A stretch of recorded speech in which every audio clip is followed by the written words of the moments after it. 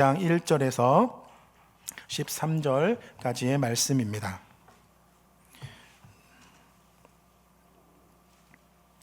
누가복음 11장 1절에서 13절까지의 말씀입니다. 우리 하나님 말씀 한 목소리로 함께 봉독하도록 하겠습니다. 예수께서 한 곳에서 기도하시고 마치심에 제자 중 하나가 여짜오되 주여, 요한이 자기 제자들에게 기도하기를 가르친 것과 같이 우리에게도 가르쳐 주옵소서. 예수께서 이르시되 너희는 기도할 때 이렇게 하라. 아버지여, 이름이 거룩히 여김을 받으시오며 나라가 임하시오며 우리에게 날마다 일용할 양식을 주시옵고 우리가 우리에게 죄 지은 모든 사람을 용서하오니 우리 죄도 사하여 주시옵고 우리를 시험에 들게 하지 마시옵소서 하라. 또 이르시되 너희 중에 누가 벗이 있는데 밤중에 그에게 가서 말하기를 벗이여 떡 3덩어리를 내게 구워 달라. 내 벗이 여행 중에 내게 왔으나 내가 먹일 것이 없노라 하면 그가 안에서 대답하여 이르되 나를 괴롭게 하지 말라. 문이 이미 닫혔고 아이들이 나와 함께 침실에 누웠으니 일어나 내게 줄 수가 없노라 하겠느냐. 내가 너희에게 말하노니 비록 벗됨으로 인하여서는 일어나서 주지 아니할지라도 그 간청함을 인하여 일어나 그 요구대로 주리라. 내가 또 너희에게 이르노니 구하라 그러면 너희에게 주실 것이요 찾으라 그러면 찾아낼 것이요 문을 두드리라 그러면 너희에게 열릴 것이니 구하는 이마다 받을 것이요 찾는 이는 찾아낼 것이요 두드리는 이에게는 열릴 것이니라. 너희 중에 아버지 된 자로서 누가 아들이 생선을 달라 하는데 생선 대신에 뱀을 주며 알을 달라 하는데 정갈을 주겠느냐. 너희가 악할지라도 좋은 것을 자식에게 줄 알거든 하물며 너희 하늘 아버지께서 구하는 자에게 성령을 주시지 않겠느냐 하시니라. 아멘. 할렐루야. 네, 우리 금요기도에 잘 오셨습니다. 우리 앞뒤 좌우 옆에 계신 분에게 오늘도 수고 많으셨습니다. 함께 인사하겠습니다. 네, 여러분 한 주간 잘 지내셨죠? 네, 금요일 밤 한 주간 참 피곤한 날인데 그 피곤함을 안고 주님 전에 나와서 주님을 바라보는 여러분 가운데 하나님의 은혜가 넘쳐나시기를 간절히 소망합니다. 오늘 금요일은 못 나올 이유가 참 많으셨을 텐데 비도 오고 내일은 또 토요일이지만 빨간 날이고 뭐 여러 가지 이유를 삼자면 참 많을 텐데 그럼에도 불구하고 주님의 전에 나오셨는데 이 자리에 나오신 것 자체가 바로 몸으로 기도하는 기도일 것이라고 생각되어집니다. 참 귀한 일이죠. 그런데 우리가 몸으로 하나님 앞에 나와왔으면 이어서 거기에 머물지 말고 우리가 말씀과 기도 속에서 하나님을 만나는 시간이 되기를 간절히 소망합니다. 그러기 위해서 우리 안에 사모하는 마음이 있어야 되겠습니다. 일상의 일정한 시간에 나와서 기도하는 시간이 아니라 우리가 일상의 삶이지만 예배는 일상이지만 그 속에서 우리가 간절함으로 나아갈 때 하나님께서 분명히 우리 가운데 음성을 들려주시고 기도 속에서 우리의 마음을 만져주실 줄로 믿습니다. 오늘 주님 앞에 나와서 주님을 찾고 주님을 바라볼 때에 우리를 안아주시고 회복시키시는 주님의 손길을 경험하게 될 줄로 믿습니다. 우리가 말씀을 시작하면서 여러분에게 근본적인 질문을 한번 해보도록 하겠습니다. 여러분은 왜 기도하십니까? 왜 기도하시죠? 네, 대답이 없으신 걸 보니까 다 알고 계시죠? 우리는 왜 기도하는가? 이 근본적인 질문을 가지고 오늘 누가복음 11장 말씀을 한번 살펴보려고 합니다. 우리 일상의 삶 속에서 기도로 나아갈 때 우리의 기도가 어디에 있는지 또 우리는 얼마나 간절한지 우리의 마음을 살펴보고 우리의 그 말씀 속에서 하나님의 마음을 아는 시간이 되셨으면 참 좋겠습니다. 오늘 본문 누가복음 11장을 보면 흥미로운 장면이 나옵니다. 예수님의 제자들이 나오는데 그 제자들이 주님 앞에 나와서 먼저 물음을 시작합니다. 근데 예수님이 제자가 주님 앞에 나와서 묻는 게 뭐냐면 어떻게 기도하느냐라는 것을 묻습니다. 이들은 유대인들입니다. 유대인들은 어려서부터 회당에서 말씀을 듣고 기도를 배웠습니다. 하루에 몇 번씩 정해진 시간에 기도를 했고 그 기도문을 외웠던 그러한 사람들입니다.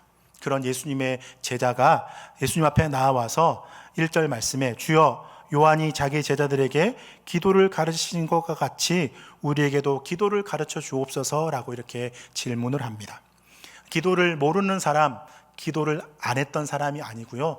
일상의 삶에서 늘 기도하면서 살아갔던 사람인데 예수님께 나와서 기도를 가르쳐 달라라고 질문을 합니다. 참 이상하죠. 근데 여러분, 이 질문이 우리 안에도 필요하다라는 생각이 듭니다. 우리도 기도 안 해본 사람들이 아니지 않습니까?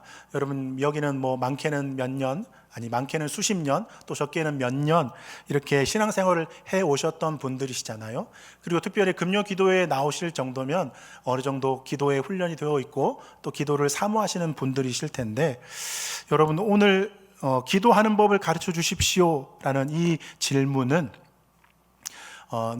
질문을 한 예수님의 제자도 마찬가지였다라는 것입니다. 근데 우리가 기도를 늘 해왔고 수십 년 동안 기도 생활을 해왔고 새벽 기도도 하고 또 식사할 때 기도도 하는데, 그런데 혹시 우리의 기도가 어떤 형식적으로 머물러 있는 기도가 아닌지 우리는 우리의 모습들을 한번 잘 살펴보아야 합니다. 사실 기도는 하나님께서 하나님의 자녀인 우리에게 주신 특권입니다. 근데 그 특권을 잊어버리고 우리 스스로 우리 특권을 잊어버리고 그냥 형식적으로 머물러 있지 않은지 우리 스스로를 한번 돌아보아야 할 것입니다. 그래서 오늘 본문 속에서 예수님께서 가르쳐 주시는 세 가지를 따라가면서 다시 한번 우리 기도의 자리를 돌아보는 시간을 가졌으면 참 좋겠습니다. 먼저 기도는 하나님의 자녀들에게 주신 특권입니다. 2절 말씀을 보면 제자들의 요청에 예수님께서 이렇게 말씀을 하십니다. 너희는 기도할 때 이렇게 하라. 아버지여 이름이 거룩히 여김을 받으시오며. 우리가 그 뒤의 내용은 우리가 잘 아는 주님이 가르쳐주신 기도의 내용이잖아요. 그런데 익숙한 이 주님이 가르쳐주신 기도의 내용 말고 그 앞에 너희는 기도할 때 이렇게 하라라고 말씀하시면서 먼저 아버지여라고 이렇게 하나님의 이름을 부릅니다. 여기서 우리가 잠깐 멈춰서 생각해 보아야 됩니다. 예수님이 가르쳐 주신 첫 마디의 기도는 어떤 기술적인 내용, 형식적인 내용이 아니고 바로 호칭이었다라는 것입니다. 바로 아버지입니다. 당시 유대인들은 하나님의 이름을 함부로 부르지 않았습니다. 구약 성경에도 그렇고 또 유대인들 사이에 하나님의 이름을 부른다라는 것은 금기시 되어 있습니다. 여호와. 그래서 그렇게 이름을 부르지 못하고 야훼, 두려운 마음으로 야훼라고 이렇게 불렀었죠. 그런데 그 이름조차도 두려워서 나중에는 아도나이 이렇게 바꿔서 불렀습니다. 주님이라는 뜻이거든요, 아도나이가. 근데 그렇게 하나님의 이름을 직접 부르는 것을 두려워하는 유대인들을 향해서 예수님께서는 먼저 호칭을 정리하십니다. 아버지라는 이름을 먼저 나타내십니다. 여기서 아버지라는 것은 원어로도 아빠라는 단어입니다. 아빠. 원어에도 아빠입니다. 어린아이가 부모를 부를 때 부르는 그 호칭이 바로 이 호칭인 것입니다. 기도가 특권인 이유가 여기에 있습니다. 기도는 어떤 낯설은 알지 못하는 절대자에게 드리는 어떤 간청이 아닙니다. 자녀가 아버지 앞에 나아가는 것이 바로 기도입니다. 절대자, 능력이 많은, 우리가 감히 앞에 나아갈 수 없는 존재, 그러한 존재 앞에 나아가서 우리의 소원을 아뢰는 것이 아니라 자녀인 우리가 아버지 앞에 나아가는 것, 이것이 바로 기도라는 것입니다. 그래서 예수님께서 유대인들인 제자들을 향해서 아버지여 라고 부르라고 이렇게 가르쳐 주시는 것입니다. 여러분, 자녀가 부모에게 말을 걸 때 격식을 차려서 이렇게 신청서를 쓰듯이 그렇게 부모에게 다가오는 자녀들이 있습니까? 아니죠. 그냥 부릅니다. 아버지 혹은 아빠, 엄마 이렇게 부르죠. 그 한마디에 이미 관계가 담겨져 있는 것입니다. 왜 그렇게 부르죠? 부모님이 아빠, 엄마 하고 부르면 이렇게 해주세요 하면 부모님은 어떻습니까? 아유, 싫어, 안 해, 이렇게 하시지 않고요. 나중에는 결국 그 요구를 들어주시잖아요. 그렇죠? 이렇게 부모와 자녀 간의 그 친밀함, 바로 하나님과 우리와의 친밀함이 바로 아버지라는 단어에 담겨져 있습니다. 근데 여러분, 연세가 어느 정도 되셔서 자녀들이 장성하신 분들은 아실 것입니다. 자녀가 어렸을 때는 뭐든지 부모에게 와서 말했습니다. 넘어져도 와서 말하고요. 넘어졌어요, 여기 다쳤어요, 와서 약 발라주세요 하고 막 쫓아오잖아요. 또 배고파도 와서 밥 주세요 이렇게 말하잖아요. 또 무서운 꿈을 꿔도 한밤중에 달려와서 이렇게 엄마 아빠를 깨워가지고 무서운 꿈 꿨다고, 너무 무섭다고 안아달라고 이렇게 쫓아오지 않습니까? 그런데 여러분, 자녀가 점점점 장성하고 크면서 어떻게 됩니까? 점점 부모에게 잘 오던가요? 아니면 잘 안 오던가요? 필요할 때, 꼭 뭔가 필요할 때는 찾아와서 말을 하죠. 예. 스스로 자녀가 장성을 해서 어른이 되어져 가면 스스로 해결하려고 하고, 부모를 귀찮게 하지 않으려고 하는 것인지 아니면 뭐 어쩐지 잘 모르겠지만 철이 들어서 그런 거인지 부모에게 잘 와서 이야기하지 않습니다. 예. 또 그들이 또 다른 부모가 되고 또 자녀를 키우고 그렇게 하게 되죠. 사실 그것이 뭐 어떤 철든 것처럼 보이지만 사실 자세히 살펴보면 관계가 멀어진 건지도 모릅니다. 부모 자식 간의 관계가 어렸을 때는 더 친밀함이었는데 나이가 들수록 좀 멀어진 것이 아닌가, 그런 생각을 해보게 됩니다. 근데 여러분, 혹시 우리가 하나님 앞에서 그렇게 되지 않았는가, 우리의 모습을 한번 살펴보아야 됩니다. 신앙의 연륜이 쌓일수록 스스로 알아서 하려고 하고, 웬만한 일은 기도도 없이 그냥 처리하고, 정말 큰 일이 생겼을 때만 하나님을 찾지는 않은지, 우리의 모습이 그렇지는 않은지 우리의 모습을 살펴보아야 됩니다. 성경에서는 어린아이와 같이라는 표현이 나오죠. 기도할 때 바로 우리는 어린아이가 되어져야 합니다. 아빠, 아버지 이렇게 부르면서 나아가서 하나님 앞에 시시콜콜 마음에 있는 것을 그냥 있는 그대로 아뢰는 것, 이것이 정말 참다운 기도의 모습이 아닐까, 그런 생각이 듭니다.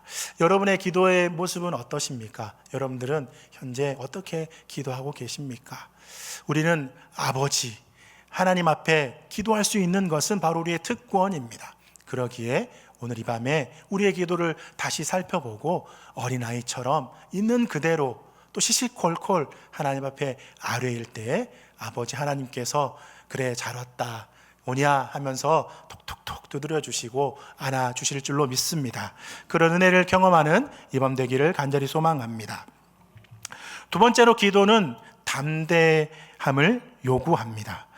두 번째로, 예수님은 비유로 하나를 들려주십니다. 밤중에 친구 집에 찾아가 떡을 구하는 사람의 이야기입니다. 5절을 보시면 너희 중에 누가 벗이 있는데 밤중에 그에게 가서 말하기를 벗이여 떡 3덩어리를 내게 구워달라, 이렇게 요청하면 어떻게 하겠느냐라고 질문을 하십니다. 한밤중입니다. 문도 이미 닫혔고 아이들도 잠들었습니다. 상식적으로 사실은 예의 없는 그런 방문이죠. 그런데 이 사람은 계속 문을 두드립니다. 예수님은 이렇게 결론을 내리십니다. 8절 말씀에 내가 너희에게 말하노니 비록 벗됨으로 인하여서는 일어나서 주지 아니할지라도 그 간청함을 인하여 일어나 그 요구대로 주리라.